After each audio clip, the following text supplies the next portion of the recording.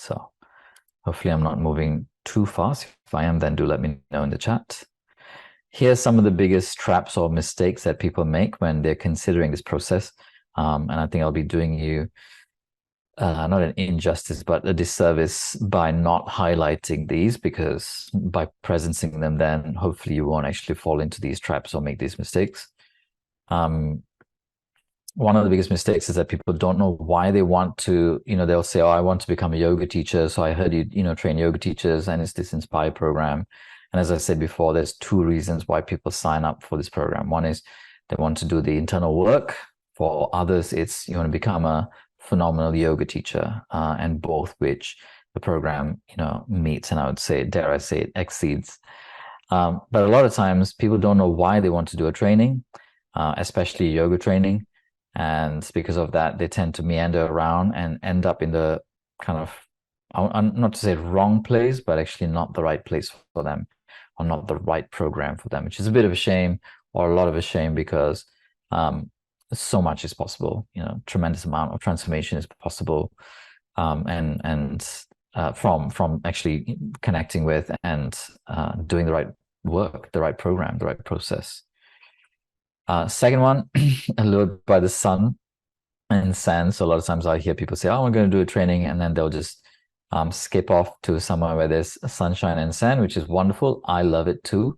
I love sunshine and sand. We used to actually do our trainings, some of them in Bali, in Sri Lanka, and in Ibiza as well, because why not? But I think if the reason you're going to a training is because of sunshine and sand, then my recommendation would be just book a holiday, go and do a holiday separately, because the training is not a holiday.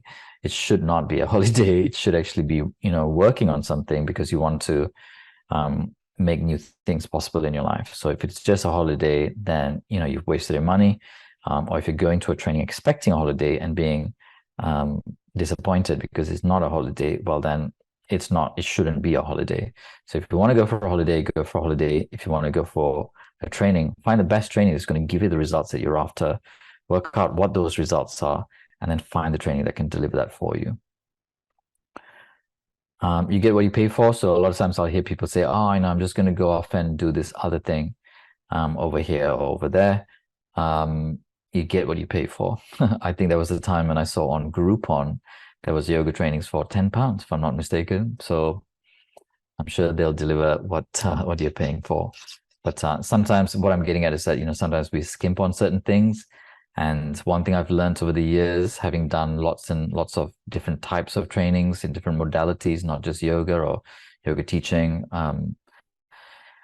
is that I never skimp on trainings, because that is the investment in myself, and it's from that I create really everything that I can then serve people with, my people with.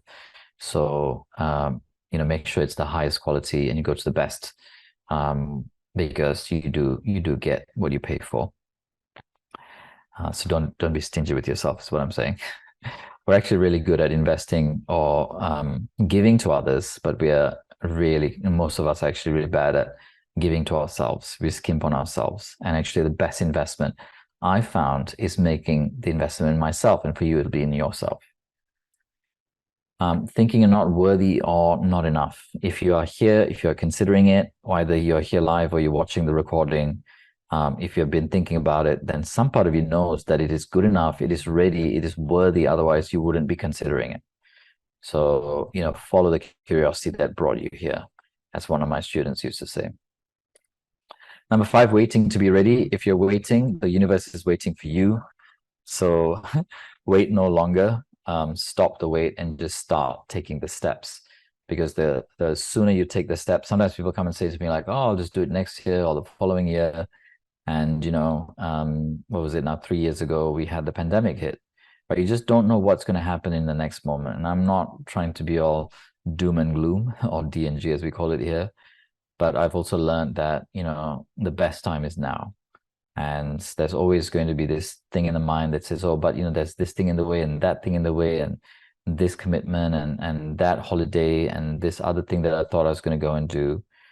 So then you'll have to work out your why. Like, why are you even considering it? What's important to you?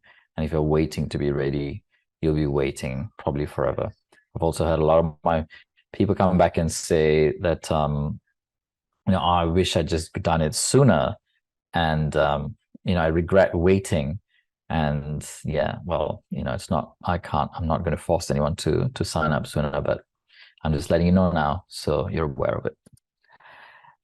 Didn't hear from past graduates, so sometimes people just jump in and they didn't do their due diligence. If you look on our pages, our website, and things like that, you'll find, or our YouTube channel, you find loads of testimonials, past grads, and their experience. I'll actually share one today as well in our session, so you get to hear from someone who's actually done the training. So, talk to the people who've done the training so you can work out if it's right for you. Skipping the inner work, I think, is a big mistake in my opinion. I know I'm the inner work guy. But skipping the inner work is a big mistake, because it actually has everything to do with really any part of your life. Whether it's teaching yoga, or even if you don't want to teach yoga, you're here to transform your health or transform your relationships, or connect with your higher purpose. It is all to do with inner work. And if you say, "Oh, I'm just here to learn to teach yoga," well then, how are you teaching? Like, how effective are you going to be as a teacher if you're not doing the inner work? Are you comfortable standing in front of a group and allowing yourself to be seen, and to really see people for who they are? So it all comes from the inner work. Waiting and delaying your decision. I think I kind of talked about it before. The longer you wait, the longer you're delaying your future that you're saying you really want. So is that okay with you? So some people come in and they haven't done any practice or any practical work. So no or not enough practice, or practice teaching or practical work. Or they'll come to a training and they haven't had enough practice to teach. And then they go out and of course they don't feel comfortable teaching. So make sure you find a training, if you want to teach, that they actually deliver the teaching part. And in our trainings, you start teaching pretty much from the first weekend of part one, in many different configurations, so that it just becomes habitual because you've practiced it so much. And everything that we put together, the kind of teacher that you'd like to become, is very consciously created, is practiced, so that certain elements like breath and count and timing and sequence, voice, presence, clarity, energy, right, all of these elements are practiced so that you're not having to think about it every single time, that you can just show up and bring you into your teaching, because ultimately that's what your students connect with and come back for. Not the sequence, not the alignment, not the anatomy. That's all important, and you need to teach that. But when you can't bring you into your teaching, then people vote with their feet, as one of my teachers used to say. So as in, like, they leave and they don't come back. So if you don't practice the stuff that needs to be practiced on and worked on enough, then you cannot be relaxed enough to bring you into your teaching. Competing with others and no community, or no community support. Yeah, this is another thing that I see, a lot in the yoga world as well. It's supposed to be all peace and love in yoga, but it's not. And people come out of a program and they then feel like everyone's competing, everyone's their competition. The market's saturated. They don't have support. They have to do it on their own. And these are all elements that are addressed in our training. You're part of an amazing community. No one's competing with you. Everyone's there to lift each other up. And we support each other and we want each other to be successful. And I think that's a truly special thing to be part of.